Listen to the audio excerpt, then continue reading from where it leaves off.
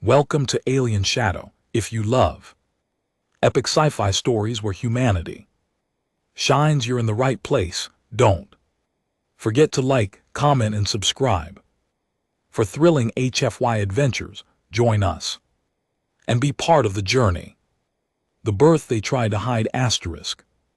The stars were quiet that night above the moon of Riquiquaras, a cold and forgotten place watched only by a few old machines and a bored alien crew. Nothing had happened therein. Years, number signals, no visitors, just silence and frost. Then the alarm screamed through the station like a dying beast. Red lights flashed and Commander Joro almost dropped his drink. His 6 yellow eyes scanned the screen. And there it was, ship falling from the sky. No ID, no call for help, just falling. Crash coordinates locked, the machine said calmly. Impact in 90 seconds. Jorek cursed and barked orders. Fighters scrambled, medics rushed. Dropship it launched toward the crash site through the icy wind. When they reached the wreck, the ship was still burning, twisted metal half buried in the snow. There were no signs of battle.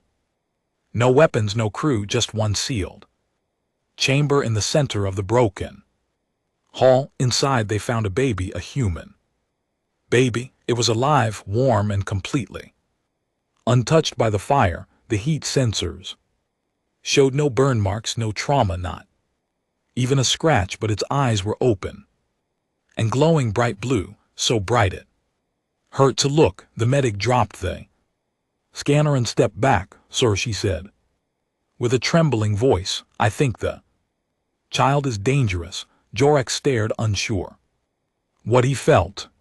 Fear, curiosity, confusion all at once. Contain it, he said. Now the baby was taken into custody under heavy guard, wrapped in a containment field used only for unstable plasma weapons. Even then the guards refused to meet its eyes. The baby never cried, it only watched. Word spread fast through the higher ranks. The Galactic Council was informed within the hour, and a secret emergency session was called. No records, no names, only shadows speaking in coded language. One elder said, "This child is not normal."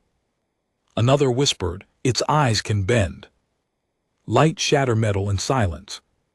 Thought. An old scientist warned, "We don't know what triggers it, but we know what it did to that ship." Some demanded its destruction immediately. Others spoke of control, weaponization, study.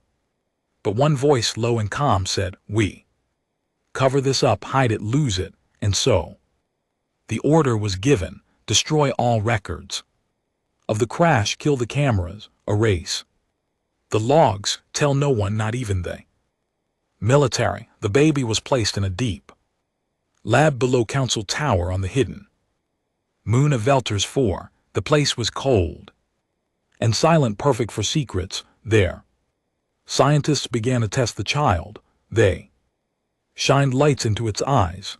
The machines burned. They tried to take blood. The needle turned to ash. They whispered words of fear. In another room, the walls cracked from unseen force. After 2 weeks, one of the lead researchers, a tall alien named Sarinva, made a report that shook the hidden council. The child's gaze responds to emotion, he said, not its own but ours. It senses fear, it multiplies it.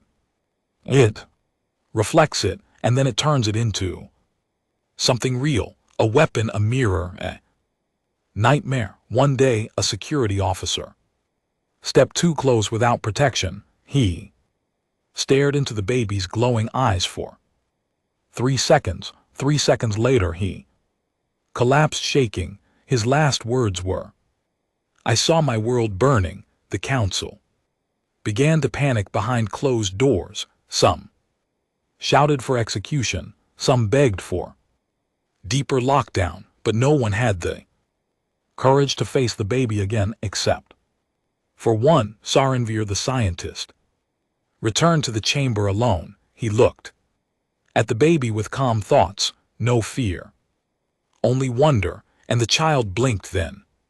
Smiled. That night Saren stole the child. He bypassed the alarms, neutralized the guards with sleep mist, and took the baby onto a stolen scout ship.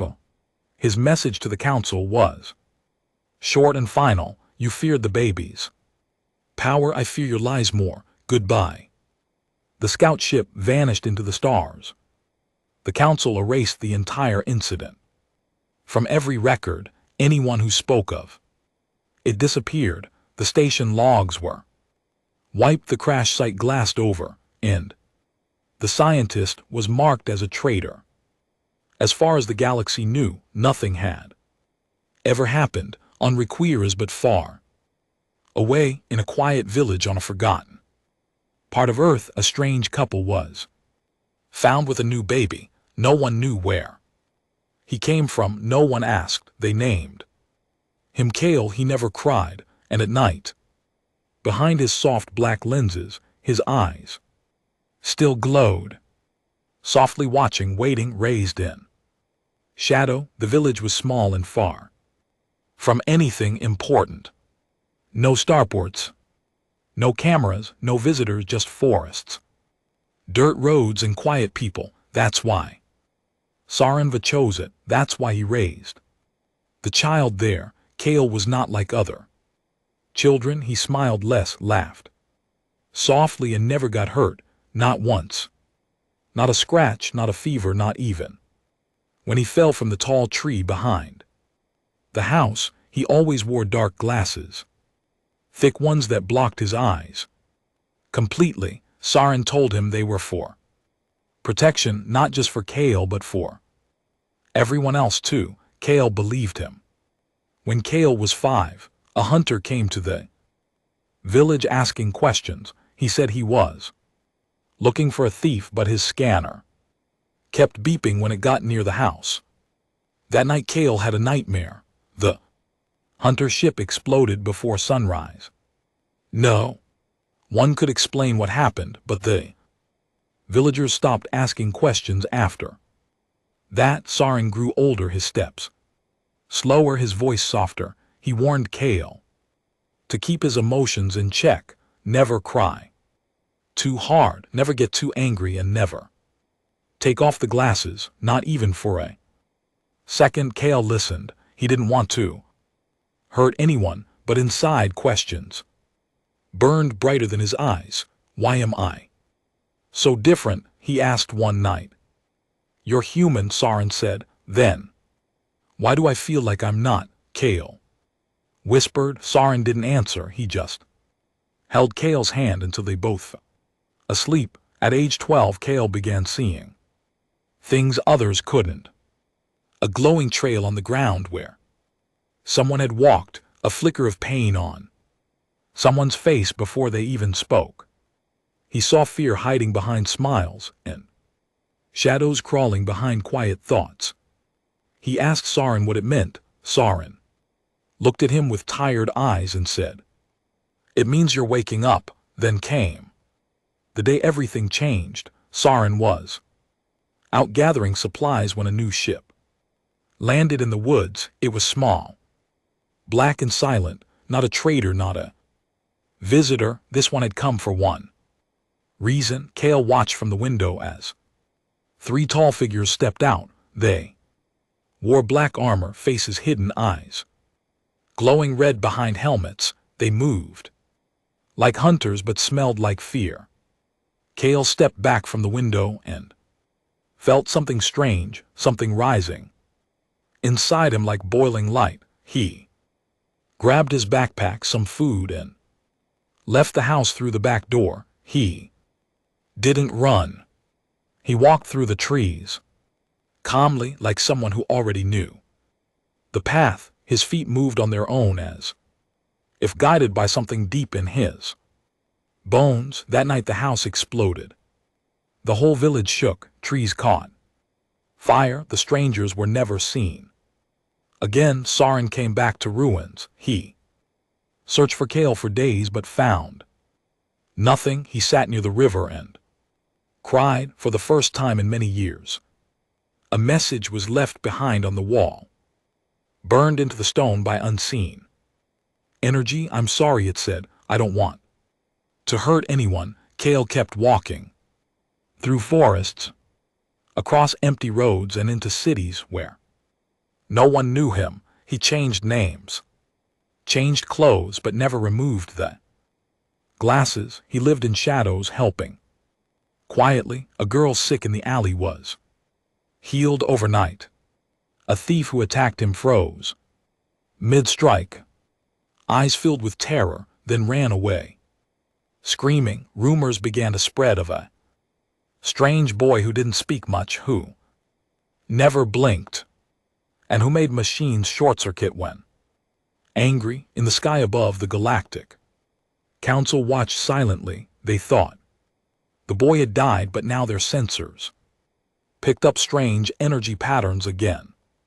Small at first but growing, a pattern that matched the same impossible readings from 12 years ago. The Council sent spies, bounty hunters, machines. None of them returned. Kale didn't know he was being hunted again. He only knew that his dreams were changing. Dark skies, burning cities, flashes of war, faces that looked like his butt were not. One night, Kale stood on a rooftop, looking at the stars. Who am I? He whispered into the cold wind. The stars did not answer, but deep within the galaxy, an old rebel ship caught a signal they had long searched for. One word hidden in static, pulsing with energy only one being could create. Kale, they set course at once. The prophecy had begun to unfold. The starried child had awakened. The eyes that remember fire. Asterisk. The rebel ship hovered above the ruins of a forgotten mining colony on the edge of Sector Grey 9. It had no name, no flag, and no official crew, only those who believed in things the galaxy had buried long ago. Inside that ship, a tall woman with silver skin stared at a monitor that pulsed with one name, Kale. She was called Rayla, and she was the last of the Seers, a dying alien race that once guarded knowledge too dangerous to speak. She touched the screen and whispered, "The child lives." Her crew prepared for descent. Meanwhile, Kale sat alone in an old metro tunnel deep beneath a ruined city.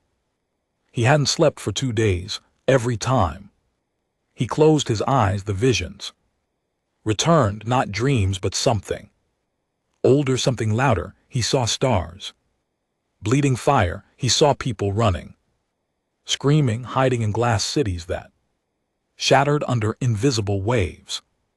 He saw the Council's golden towers falling like dominoes, and always in every vision he saw himself floating, glowing with eyes like suns. Kale didn't understand why he remembered things he had never lived. He pressed his palms against his temples and tried to breathe, but the images kept coming faster.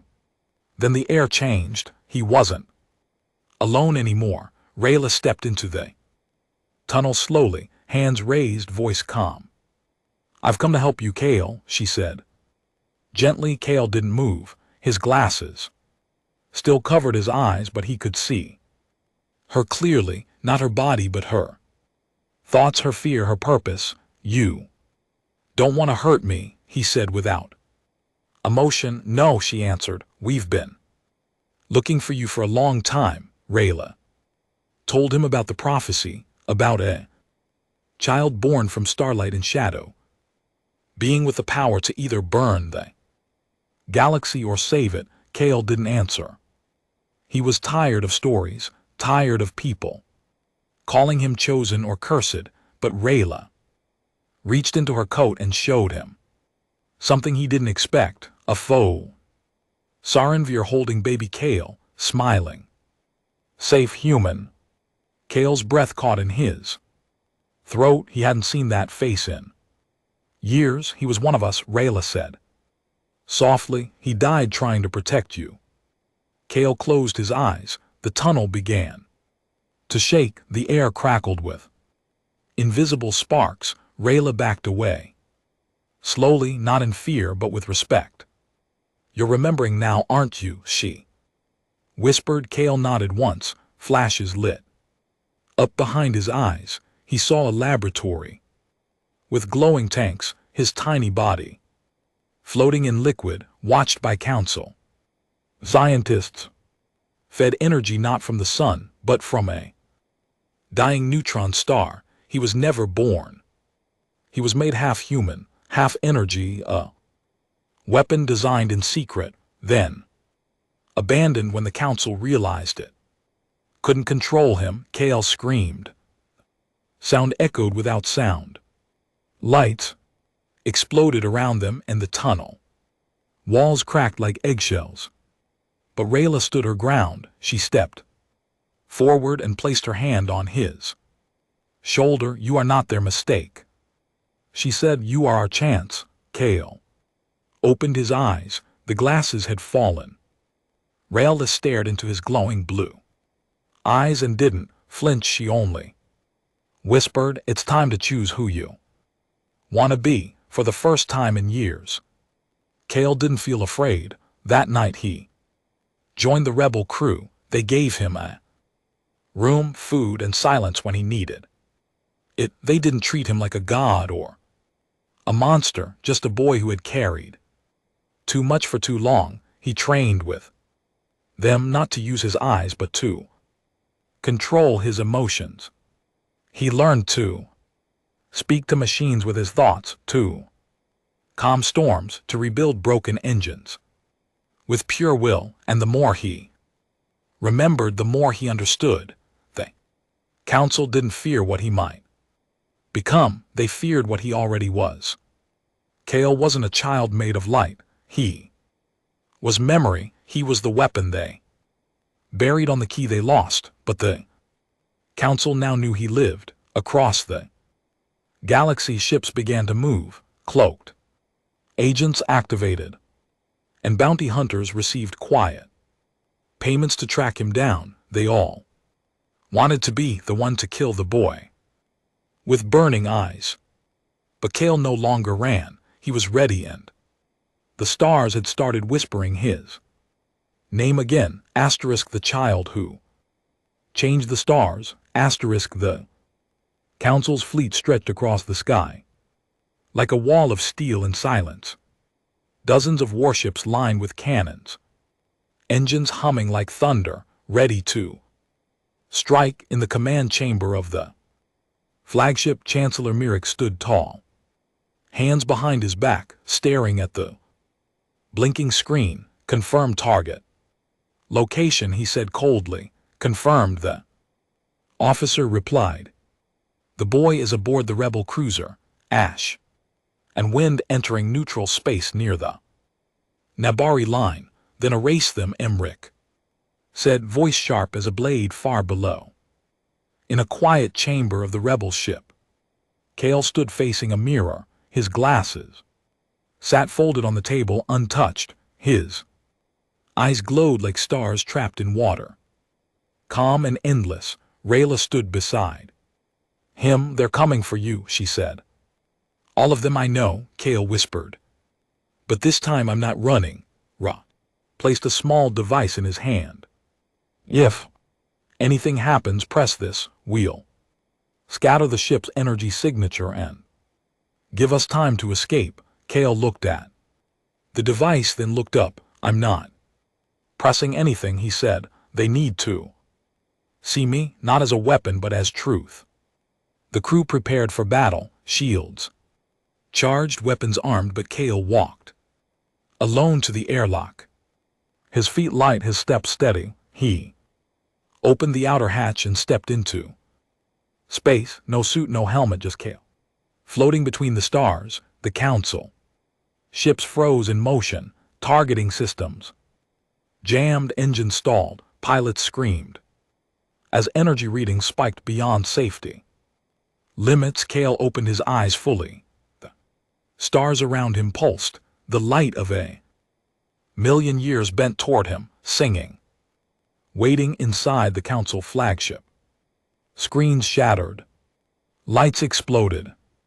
Officers fell to their knees, grabbing their heads as waves of memory poured into their minds. They saw what Kale saw: the lab, the truth, the creation of a child built to silence rebellions with fear, designed to erase cities with a glance made in secret, then cast away. When the council couldn't bear its own reflection, they saw his pain, his childhood in hiding, his lonely nights, his silent walks under skies too big for one heart. Kale's voice echoed without sound, reaching every ship, every soul. I was not born to destroy you, he said, but to remind you, you forgot what fear does, you forgot what silence creates.